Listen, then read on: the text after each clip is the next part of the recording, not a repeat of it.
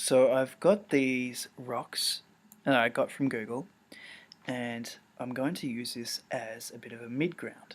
So I click and drag them in, and because it's not a 3D layer yet, all I've got is that 2D image.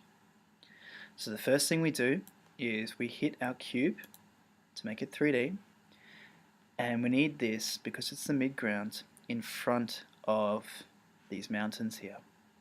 So we go to our first view here, bring it forward past the mountains, and then what we're going to do is open up the options down here, transform controls, and I'm going to change the orientation.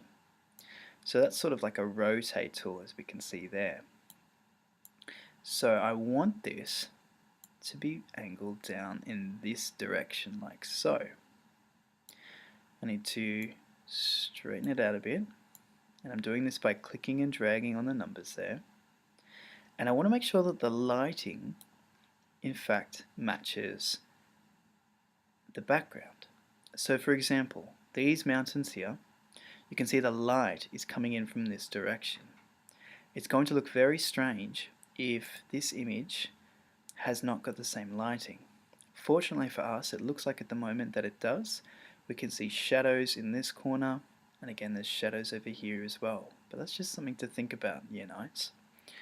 So at the moment it's not the same color, it does look a little strange, but we can alter all of this just like we did our titles.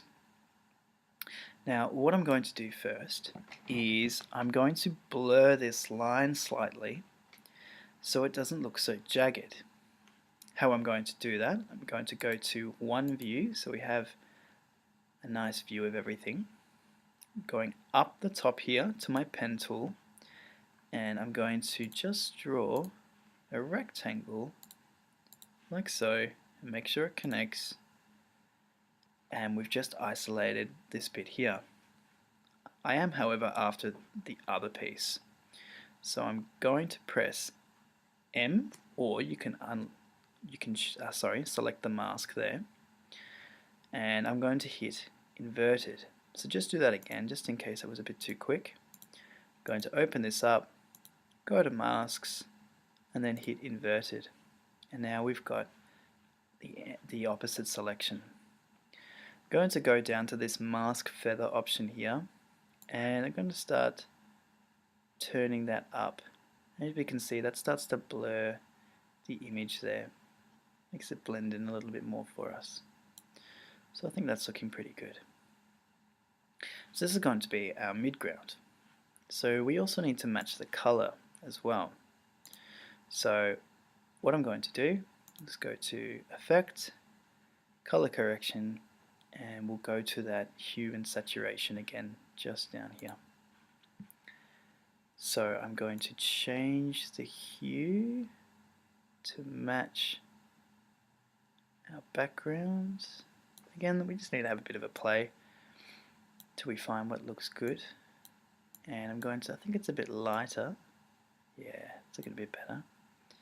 Maybe a bit more colour in there too. We look for a bit more of a blue. It's not bad. And again, the colour can be different, but it's nice to have similar colours. It just makes everything blend in a bit nicer. That's not too bad. Let's go a bit more saturation. Okay, that's not too bad. Again, it doesn't match, but it does look like it's part of the same scene. So this is our foreground here, or our midground rather.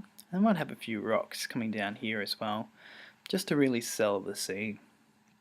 Now with this mask, you can change this by just clicking on that line, bringing it down, bringing it up. You could add more points in as well and make a sort of jagged effect. How about we do that now? So again, I'm going to go select that pen tool, and once I've got the plus symbol next to the pen on the cursor, I've then created another vertex to play with. I create one here. Let's make it a bit of a jagged looking cliff. Might put one there, might put another one there. And again, all I'm doing is selecting that selection tool, and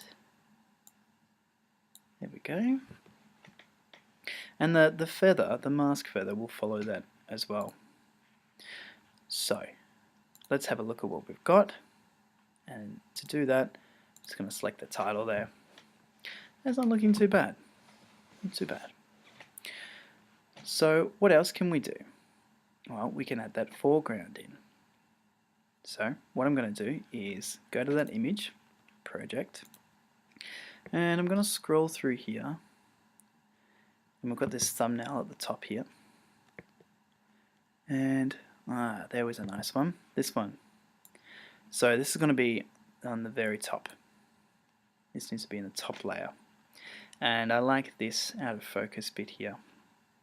So I'm going to select that with the pen tool, drawing around that just by left clicking. Okay, fantastic. And then go to my selection tool, click and drag that over to about there, and it's not bad. Need to make it 3D. I'm going to go back to view, horizontal. I'm going to find it, bring it forward. Okay. And sorry, trying to zoom out. There we go. Maybe a bit more forward. And we can always move the camera back as well. And here's our autosave again. Thank you, After Effects. So I'm going to select my camera, press, and I'll zoom in and show you what I'm selecting. So this is our camera here. Just think of that cone as the front. That's the front lens there. This is a control at the back. Going to that select tool, finding the Z or Z, zooming back a bit. Now the problem when you just start zooming back is that all these other layers start to get, wow, poorly cropped. So what we can do is expand them. As long as they're a high quality image, it's not going to matter. Let's go down to our nebula. Where's that? This is why we name things. Oops. Make that a bit larger. Alright. So now when we scroll through, excellent. I'm going to change the animation of the camera as well. We're going to go through how that works. And we'll also do some color correction on this front. So if you ever double click on a layer, it goes into its properties. We don't want to do that, and all we do is go back here. But I do want to rename it, so what I'm going to do is just left click on it. Sorry, right click on it and go rename. So this is foreground. Okay, let's change the color, effect, color correction, hue saturation. Let's go for that blue. There we are.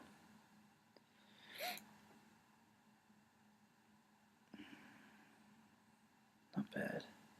Yeah, right there. If you ever need to zoom in, just go back to one view. You can always go back. And it's looking, it's a bit sharp, it's a bit rough around here. So we can do that masking again as well. So we select our foreground, hit M, goes to our mask, open up the properties, find that feather, and just blend it out a bit, like so. Okay, so I'm going to stop the video there, and what we'll do next is show you how to animate our camera.